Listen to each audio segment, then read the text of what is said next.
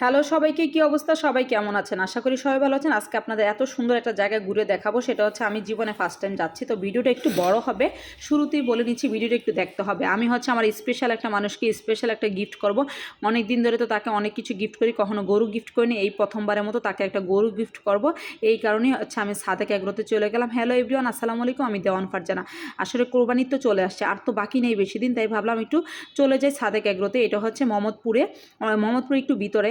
আসলে আমি কখনই জানি, বললাম না জীবনে ফার্স্ট টাইম। বাপরে বাবা, এত টাইপের গরুগুলো দেখে মার্শাল্লাহ মার্শাল্লাহ খালি বলতেছিলাম। আর এত সুন্দর ডেকোরেশন দেখে মনে হচ্ছে আমি গরুর ফার্মে আসছি নাকি হচ্ছে কোনো বিয়ে বাড়িতে আসছি। এক্স্যাক্টলি আমি মনে করতে পারতেছিলাম না আমি কোথায় আসছি। এত সুন্দর কেন! বাপরে বাপ, যত টাইম বাড়তেছে তত সৌন্দর্য বাড়তেছিল, এরকম আর কি। যত রাত বাড়তেছে তত ভালো বাড়তেছে। আর ওখানে একটা জিনিস আমার কাছে সব থেকে বেশি ভালো লাগছে, আমি একদম কাছে কাছে গিয়ে প্রত্যেকটা গরুর দেখেছি। প্রত্যেকটা গরুর গলার মধ্যে গরুর টোকেন আছে, গরুর নাম্বার দেওয়া আছে। আর গরুগুলো ওখানে বিক্রি করে কীভাবে জানেন? গরুর কেজি হিসাবে। গরুটাকে হচ্ছে কেউ দেখতে চাইলে গরুটাকে দাঁড়া করে দেয়, তারপরে গরুটার কেজি ওখানে হচ্ছে ওরা কেজি হিসাবে বিক্রি করে। দেখলাম যে 450 টাকা কেজি বা 550 টাকা কেজি। তারপরে হচ্ছে ওরা একটা দাম ধরে, এরকম করে গরু সেল করে। তো এই গরুটা আমার দেখে খুব ভালো লাগছে। এটার নাম হচ্ছে ভুট্টু গরুটা একটু আদর করলাম। এত সুন্দর করে আমার কাছ থেকে আদর খাচ্ছে, ও মা গো, আমার তো খুব ভালো লাগতেছে। আর এই গরুটা দেখে ভয় পেয়ে গেছি। মার্শাল্লাহ, গরু চুটটাটা দেখেন কি বড়! এটা আমাদের দেশি ভাষায় বলে চুটটা, ওইটাই বললাম। এখানকার গরুগুলো এত সুন্দর। আর আমার খুব ভালো লাগছে একটা কারণে, যে আপনি একটা টাইপের গরু না, হাজার হাজার রকমের টাইপ গরু আছে, হাজার হাজার নাম আছে গরুর। তারপরে শুধু গরু না, ছাগল, ভেড়া, উট, তারপরে কি মহিষ, কি না আছে রে ভাই! মানে এমন কিছু নাই এখানে, কোনো কথা নেই। সব টাইপের আছে, সব কিছু আছে এগুলো সব হচ্ছে ছোট ছোট গরু, যেগুলো আমরা বুট্টা গরু বলি। এরকম ওরা নাম বলতেছিল। আসলে আমি কাউকে চিনি না, এই আপুটা ভাইয়াটা কাউকে চিনি না। জাস্ট ওদের হেল্প নিয়ে গরুটা একটু ধরতে গিয়েছিলাম, বাট গরুটা আমাকে আদর করতে দিয়েছে। আর এখানে হচ্ছে যেমন কালো কালার গরু সব কালো এক সিরিয়ালে রাখে, লাল কালার গরু সব এক সিরিয়াল রাখে, এরকম মানে সিরিয়ালটা অনেক সুন্দর করে ওরা মেনটেন করে। আর আমি অনেকক্ষণ চেষ্টা করতেছিলাম গরু হাগুমুতু কখন করবে। আসলে গরু হাগুমুতু দেখার মতো আপনার সৌভাগ্য হবে না, বিশ্বাস করেন। আপনি সেই ভাগ্যবতী হইতে হবে বা ভাগ্যবান হইতে হবে, কারণ ওইখানে কোনো হাগু বা কোনো শীষ পড়তে দেয় না, ওরা সাথে সাথেই পরিষ্কার করে ফেলে, এরকম একটা অবস্থা। তো ভাবলাম অনেকক্ষণ ধরে ঘোরাফেরা করতেছি, এগুলো আপনাদের সাথে কেন শেয়ার করতেছি জানেন? প্রত্যেকটা গরুর এরকম করে খাবারের সিস্টেম রাখছে। দেখেন ওরা কত সুন্দর করে খাবারের সিস্টেমগুলো রাখছে, এত যত্ন করে গরুগুলো, এত পরিষ্কার রাখে। আর কি বলবো, দেখেন এই যে একটু আগে আপনাদেরকে বললাম না, লাল গরু মানে লাল, কালো মানে কালো, সাদা মানে সাদা, এরকম করে ওরা খুব সুন্দর করে গরুগুলো সিরিয়াল করে রেখেছে। প্রত্যেকটা গরু এভাবে সিরিয়াল করে রাখছে। আমি গিয়েছিলাম অফিস থেকে আমাদের বসদের সাথে। আর এই প্রত্যেকটা গরু এত সুন্দর চকচক করতেছে, মনে হচ্ছে গরুগুলো শ্যাম্পু করছে বা গরুগুলোকে গোসল করাইছে, এরকম একদম নিট অ্যান্ড ক্লিন থাকতেছে। ওইখানকার ভাইয়াটাকে বললাম আমি একটু ভিতরে যাইতে চাই, বলে আপু আসেন ভিতরে, এসে প্রত্যেকটা গরু ধরতে পারবেন, দেখতে পারবেন, ভিডিও করতে পারবেন। মানে ওদের কোঅপারেটিভ ছিল, সবচেয়ে বড় কথা ওরা সব কিছুতে অনেক বেশি হেল্পফুল ছিল। মানে অনেক মানুষ তো অনেক যাচ্ছে দেখতে, সবাইকে দেখতে দিতেছে এরকম। আর গরুগুলোকে তখন খাওয়ার টাইম, তো গরুগুলোকে সবগুলোর শোয়ার থেকে উঠাইছে। দেখেন মাশাল্লাহ, মানে মাশাল্লাহ বলতে বলতেই শেষ, যে একটা জায়গায়, একই জায়গায় আপনি এত টাইপের গরু গিয়ে দেখতে পারবেন। আর এখানে আমার স্যার কি করতেছে, স্যার হচ্ছে হাঁটতে হাঁটতে টায়ার্ড হয়ে গেছে, মহাব্বতের শরবত খাওয়া শুরু করছে। আমি বললাম যে স্যার আমার এত মহাব্বত নাই, আমি হচ্ছে একটু ফুচকা খাই। তো ফুচকাটা ভালো ছিল, খারাপ না, তবে ওইখানে একটা মিষ্টি ছিল, এটা হচ্ছে সাদেক এগ্রোর ঠিক অরিজিনাল দুধ দিয়ে মিষ্টিটা খুব ভালো ছিল। আপনারা গেলে অবশ্যই ওই মিষ্টিটা ট্রাই করুন, আপনাদের খুব ভালো লাগবে আমার কাছে মনে হয়। আর যারা এখনও আমার মতো এত গরু দেখতে চান, তারা অবশ্যই সাদেক এগ্রোতে যাবেন। আল্লাহ আল্লাহ, অবশেষে গরু শীষ করতেছে, পেয়ে ফেলছি। আমি এতক্ষণ ধরে গরুর শীষ দেখার চেষ্টা করতেছিলাম বা হাগু দেখার চেষ্টা করতেছিলাম, বললাম না, অবশেষে পাইলাম।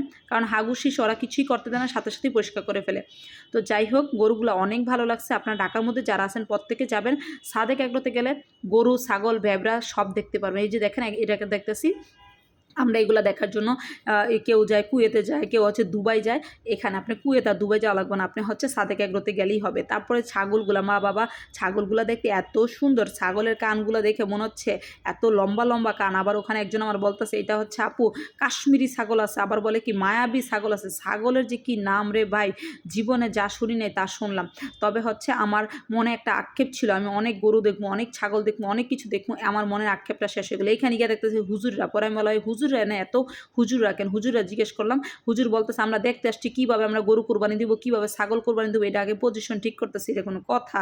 হুজুররা আমার সাথে এরকম ফাইজলামি করতেছিল। তো যাই হোক, এখন দেখেন এখানে উট, আপনারা ওই যে কষ্ট করে দুবাই যেতে হবে না, বললাম না সাদেক এগ্রোতে গেলে দুবাইয়ের উট দেখতে পারবেন। আর যারা উট কোরবানি দিতে চান তারা সাদেক এগ্রো থেকে উট নিয়ে কোরবানি দিতে পারবেন। উটগুলা মাশাআল্লাহ অনেক সুন্দর ছিল, মানে সবগুলোই অনেক সুন্দর ছিল।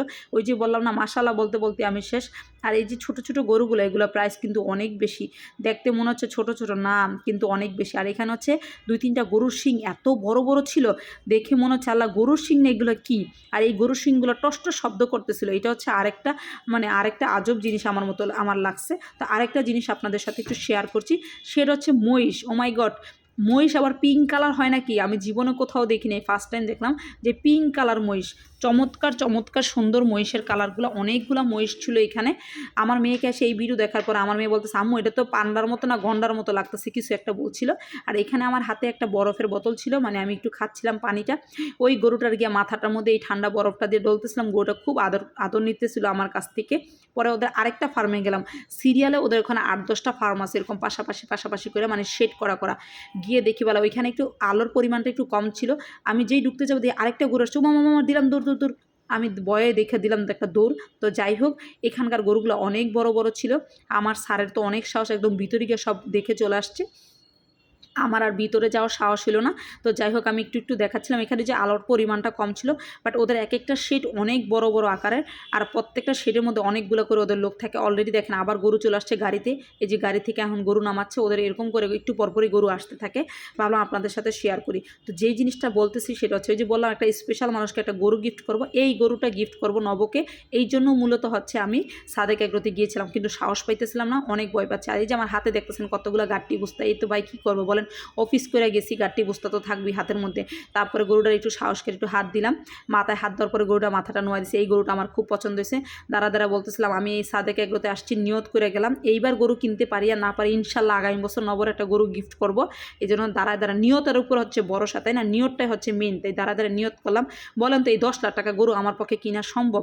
আর আমি ওই যে গরুটা আদর করলাম ওইটার দাম ছিল 7 লাখ টাকা। আমি জীবনে 10 লাখ টাকা 7 লাখ টাকা চোখে দেখছি? বলেন তো, আমি হচ্ছে গরিব মানুষ, এত বড় গরু স্বপ্ন দেখা লাভ আছে?